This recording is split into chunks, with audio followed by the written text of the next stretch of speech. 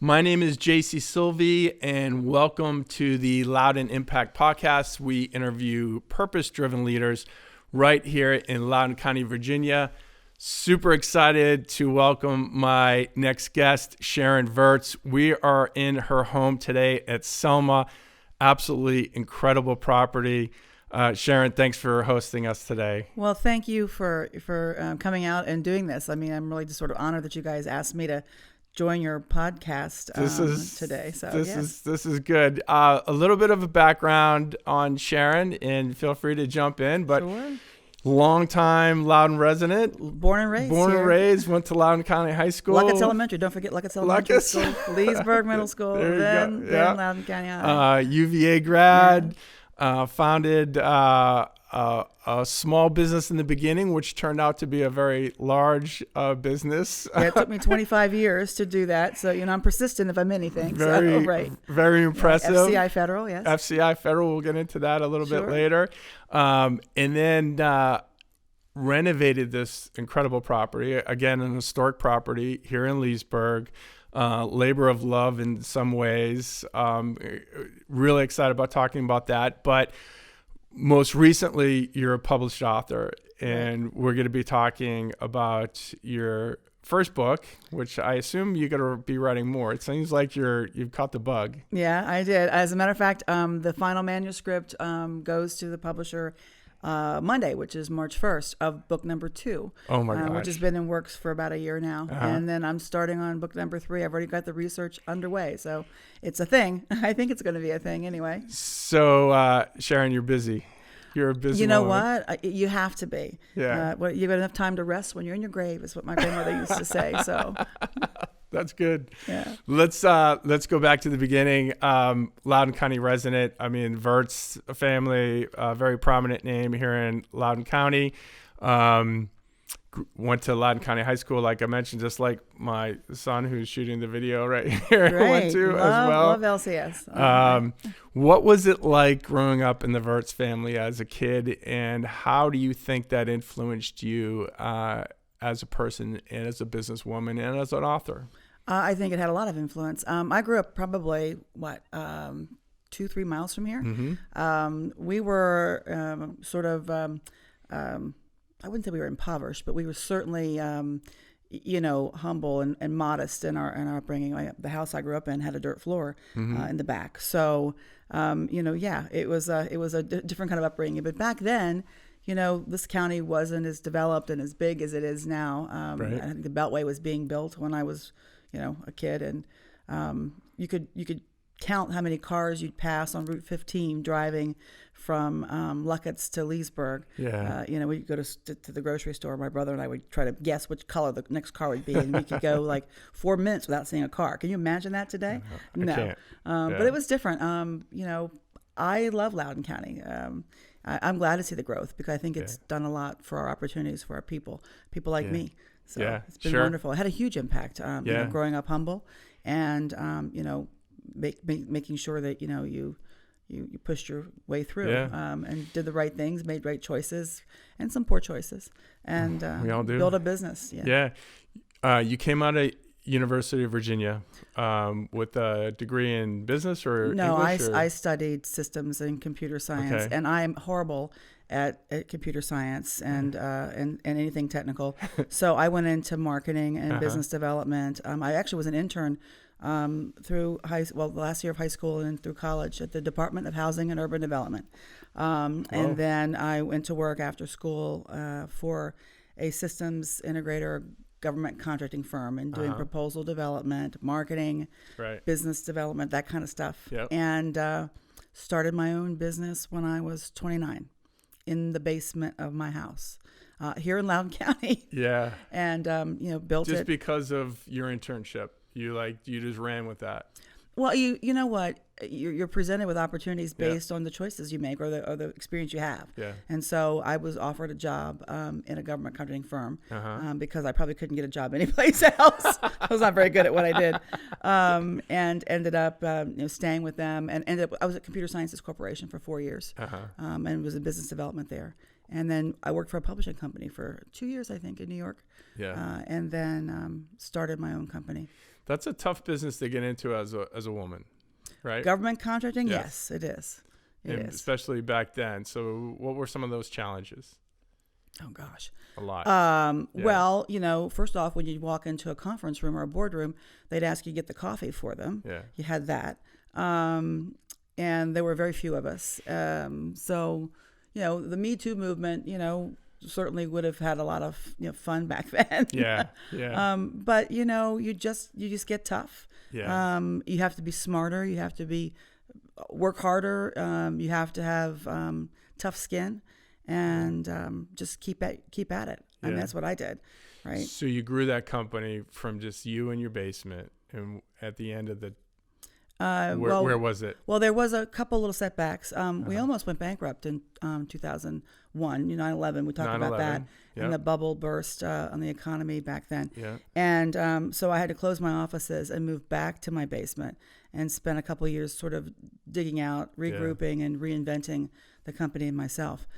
So in 2000, so if you go to 2007, which is about when I sort of had that first government contract, we were 30 people and $1.5 million in revenue. Mm-hmm. And I sold the business in 2017.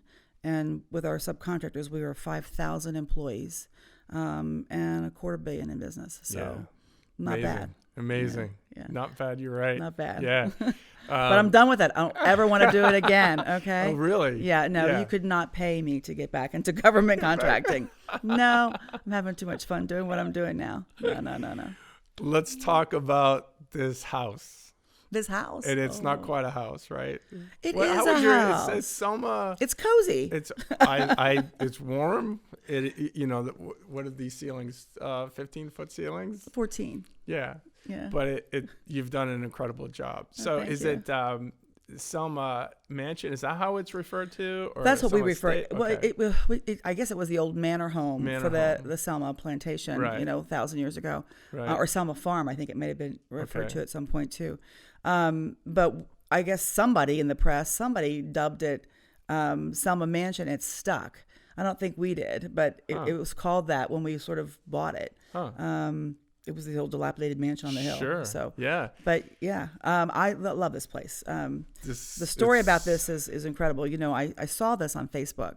A friend of mine let's get into how you find, because it wasn't for sale. No. And it wasn't in any kind of condition that anybody thought reasonably that it could ever be brought back to life. Right. So this is so my friend. She and I went to middle school together, high school together, and went to UVA together.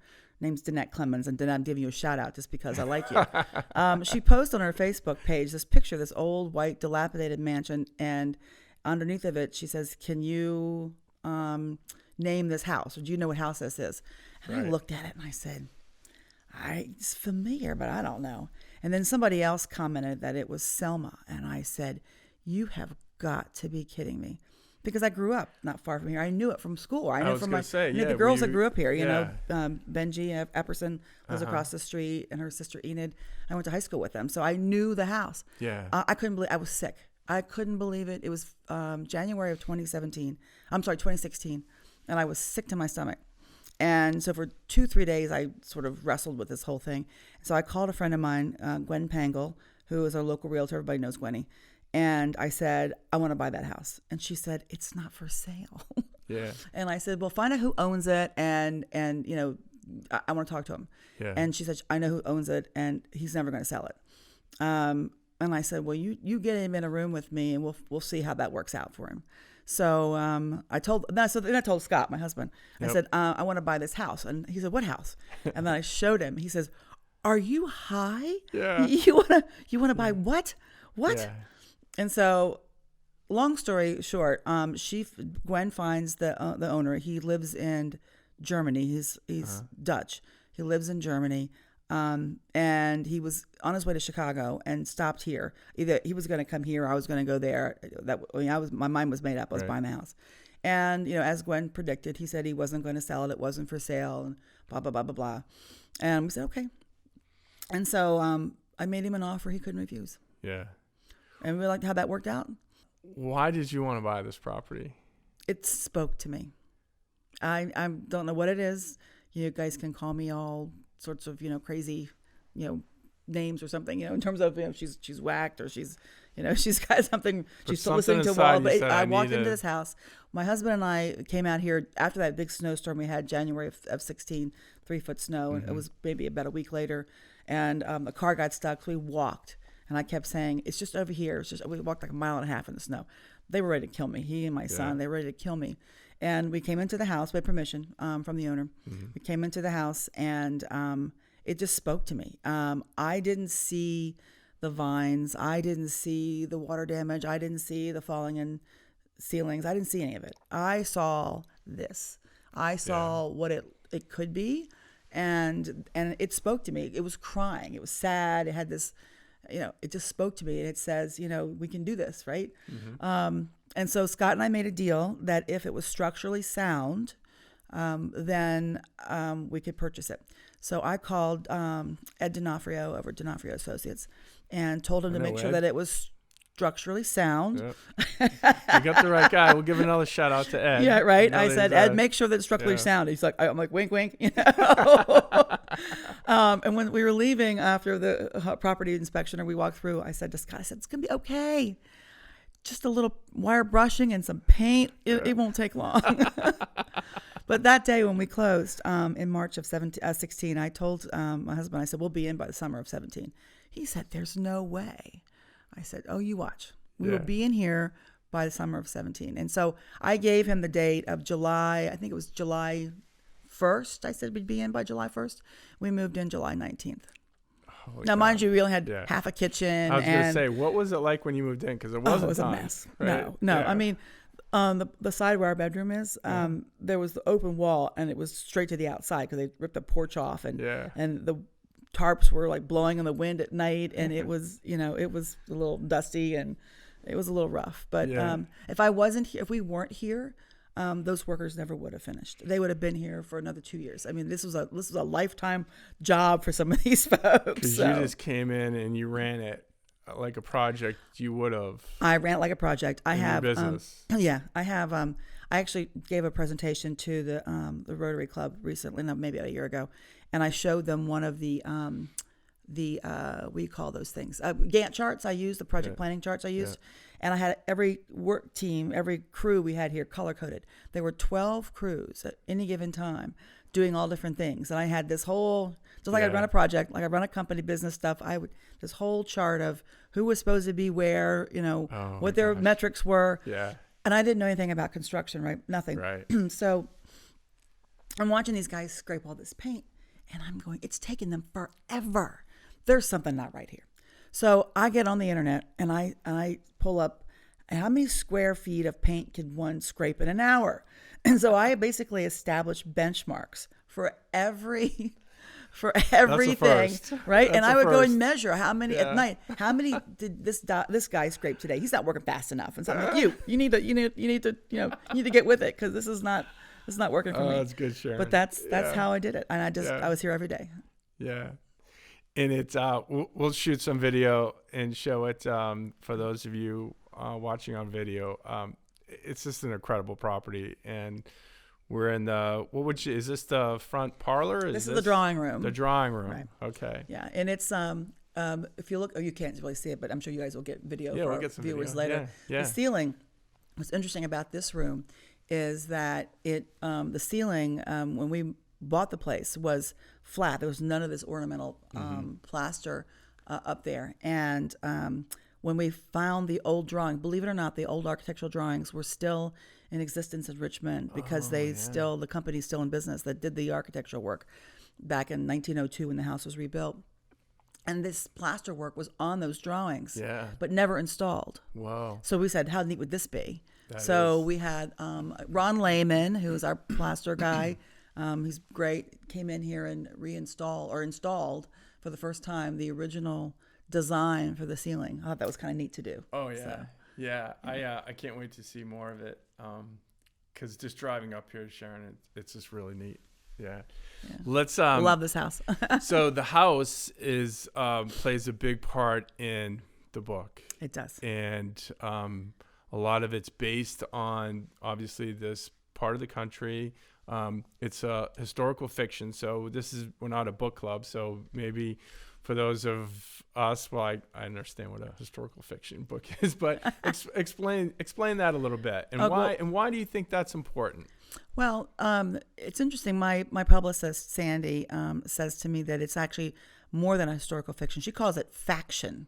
I think that's kind of neat because a lot of historical fiction is based on a certain time period and emulates certain events. Kind of plays on them, but the characters are all fictional and it's a fictional story. Right. This is a true story. Now it's fiction because I've made the dialogue up and I've filled in blanks and I've made up a couple things that probably didn't happen, but that's okay, or maybe they did. But to make it interesting, and I've cut things and moved things around. But it's based on the true story of the gentleman who first built this house, Armistead Mason, who was the grand nephew of George Mason IV. His grandfather and George Mason were brothers. Armistead Mason built this house in 1810. And it's based on his controversy with his brother-in-law and second cousin, Jack Mason McCarty. And when we first bought the place, you're curious, who built it. And the White family was a big part of the history because they rebuilt this house in 1902. But then when you dig back further, you realize that it's the Mason family that all this property in this area is Mason land. So, and you'll in the book I actually refer to Mason land someplace in there. Yeah. But historical fiction really is taking those stories, at least this faction account of it, taking the story of that controversy and bringing it to life. Yeah. It's fiction because it's not true, but it's 75-80% there. Yeah, he existed. He lived here. He built it. There are certain events. There are definitely events in the story that are factual. But obviously we don't know the dialogue, which I find fascinating. I love, like, one of my favorites is Killer Angels. All those. It's a I great learned book. a lot about the Confederate War. Right. I understand that dialogue may or may not have taken place, but doesn't matter, really right? Cool. Well, in this case, in Masque, what I've done is I worked with a psychologist to sort of unpack these characters. I received, I've got a lot of letters that they wrote back and forth to each other, newspaper articles, what other folks wrote about them, notices that they published in the newspaper, and pulled all that together. And when you read Armistead's correspondence, a person emerges from that, and I know this guy pretty well, right? I think I've nailed him. I really do. I think he was a narcissist. I think he had some mental struggles, mental illness issues. I think he was, blustering and honor was everything to him, like everything. Jack McCarty, another one. I've actually been in touch with his great grandson. I think maybe it's 4 grades. I can't remember how many grades it is. Who lives out in Los Angeles, and he provided me some correspondence that he had from his great grandmother that talks about Jack McCarty and what he was like. And again, having the luxury of his letters and him living longer. When things were more published, there's a lot more documentation from that other period. So we were able to use a lot of that stuff to create who these people really were. It's the women that we always have trouble with. Yeah, but it's based on a true story and based on the aristocracy that was here in Loudoun County in that time period, 1810 to 1820. And you'll recognize the family names. You'll recognize the properties. Belmont's in there. Super cool. Rockland is in there. Woodgrove, Aldi, Raspberry Plain. And these were all, huge properties, huge family influence in politics, and basically the forming of this nation, this very fragile nation. When we were so young, still didn't know our way. That brings up a good point. You mentioned the book has a background involving honor, right? That's a theme that you feel runs through the book. And you also talk about the fragility of our democracy, right? And so those are pretty important today. I think they're relevant today. So do you want to talk a little bit about that? Sure. I mean, first off, if you look at the time period, and just by the way, I'm on the chair of the Loudoun Museum board, and I've sort of underwritten a new exhibit that's going to be opening up this spring on that time period from 1800 to 1824 during the Virginia dynasty rule, Jefferson, Madison, Monroe, and that very fragile republic. So if folks want to know more about what was going on here in Loudoun, the Loudoun Museum is going to have a great exhibit coming this spring that talks about that, that presents a lot of the artifacts that we have on that period. But as it relates to the way things are today, I mean, if you think about it, the war had ended with the revolution had ended, but a lot of the trade practices and agreements weren't worked out between the fledgling new nation and Great Britain. And the War of 1812, the Jay Treaty kind of dealt with that a little bit, but the War of 1812 was to resolve it, but still didn't resolve a lot of it. So, tariffs were being introduced. So we have a trade war now, here with China, and they were having a trade war with Britain, and they didn't want to go to war again because they just came out of war, and we just had a president that doesn't want us in any wars, and so it's very similar. We had back in that, who had the right to vote. Was a huge challenge they were dealing with, and you'll read in the book, it's interesting. It's kind of almost reverse. Excuse me. That on the western part of the county, so where all the back in 1815 and 1820, where all the liberals were. That's funny. And then all of the conservative aristocracy, of course, was at the eastern end. Right. And if you look at politics today, it's probably the other way around here in Loudoun, but it's just interesting. Yeah. But all the liberals, the Republicans, it's interesting too, wanted everybody to be able to vote. That was a white male that had, what have you. Women couldn't vote, of course, because we were second-class citizens to you guys. Yeah. But the whatchamacallit, the Republicans were very pushing those boundaries, and the conservatives were pushing back. So again, some of the same issues. And then in this particular book, what starts this controversy that leads to this duel is voter fraud. Where the conservative candidate was accused of cheating and stealing the election from the Republican, which was the liberal candidate. I know it's a little bit, but it's the same thing. I mean, and it was ugly, and the exchanges in the newspaper were just downright nasty. But back then, when you really offended someone, you'd say, "Okay, buddy, I'm calling you out." And that meant we're going to be meeting on a field with a gun. Okay. Yeah. And even though dueling was illegal in Virginia, that didn't stop them from going to Maryland, which is where they went, Bladensburg, Maryland. And in the case, and it is true, I was questioned by this when someone said, "There's no way they dueled like this." I said, "Oh yeah, they did." The weapons selected for this duel were muskets at 3 to 4 paces. Oh my gosh. Some accounts say 3 paces, some accounts say 4 paces. So still. I mean, muskets. Can you imagine? Yeah. Their barrels almost touched when they lifted them. Yeah. And they shot. So crazy, right? Yeah. We could solve a lot of our problems. We had dueling back. Is that what you're saying, JC? No, we I'm should not. have some. No. But it's an interesting lesson in that it's not that much different. And we as a nation survived 202 years since that duel and 204 years since that particular election. And we will survive, more and longer. Right. As long as we, and the lesson of the book really is, it's about honor, yes, how you respect yourself, but it's all about forgiveness. And learning how to forgive people and how to work together. Because if you don't learn how to forgive, you can't move on. You can't find happiness. You can't find a path forward. And that's the message of the book. And it's hard to, when you look at the cover and you look at the book, you go, I don't get forgiveness out of that. But that's what this book's about. Yeah. And it applies, I think, beyond just, politics. But this book is also a bit of a romance. So it applies there, because Lucinda Lee had to learn how to forgive in order to find happiness in her own life. You told me earlier you thought it was a guy's book. Well, there's a lot of one-upmanship, yes, I'd say. I'll keep it clean. But there's a lot of, political banter, and there's a lot of, you offended me, and, we're going to have it out. And the women in the book were the strong ones in a lot of ways. They're the ones that thwarted this duel from happening for a long while. And they were manipulating their men behind the scenes, which I think is interesting as well.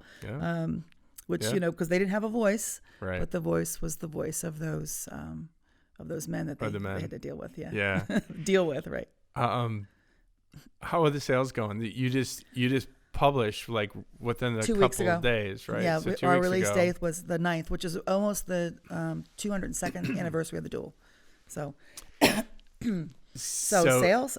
So this is exciting for you, right? It is. This is pretty neat. Yeah, it is really. I mean, I've always wanted to publish a book.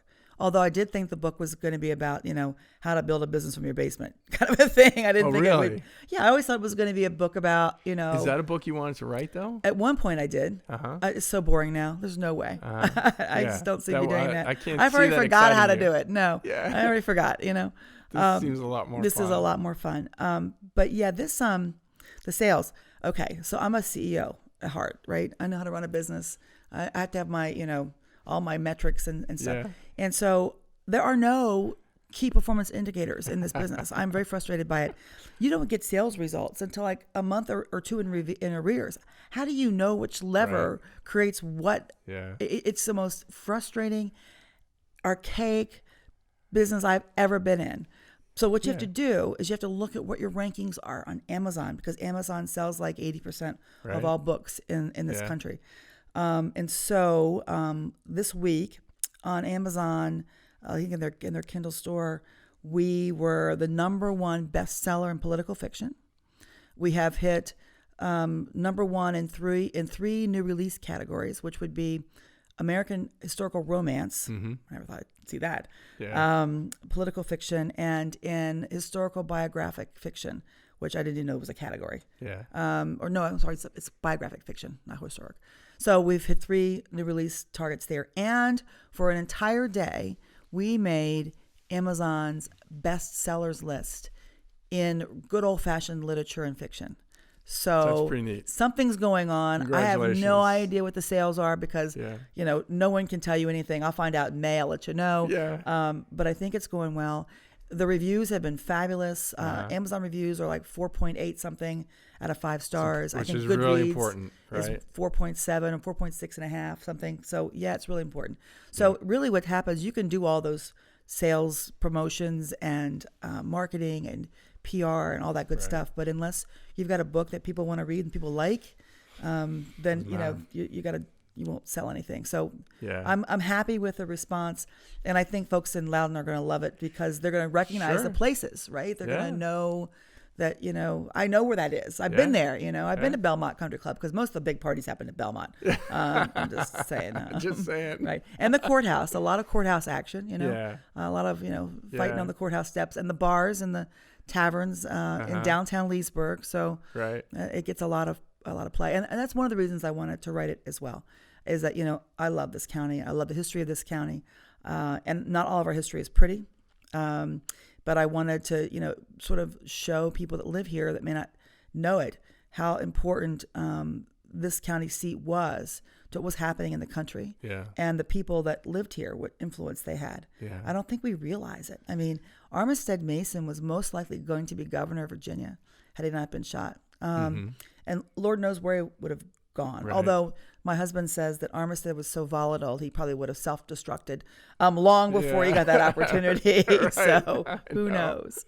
But he was the youngest senator that ever served in the Senate. So it's an interesting. It's a pretty neat story, Sharon. For those of you watching the video, this is the book, Masque of Honor by Sharon Virts, and they've got a pretty cool picture of Selma Mansion in the background with the lead character. That this is not, you guys had to create this picture, right? That is Armistead Mason. From his profile, we had an artist in New York, come up with what his rendering would be. So that's as close as I could get it.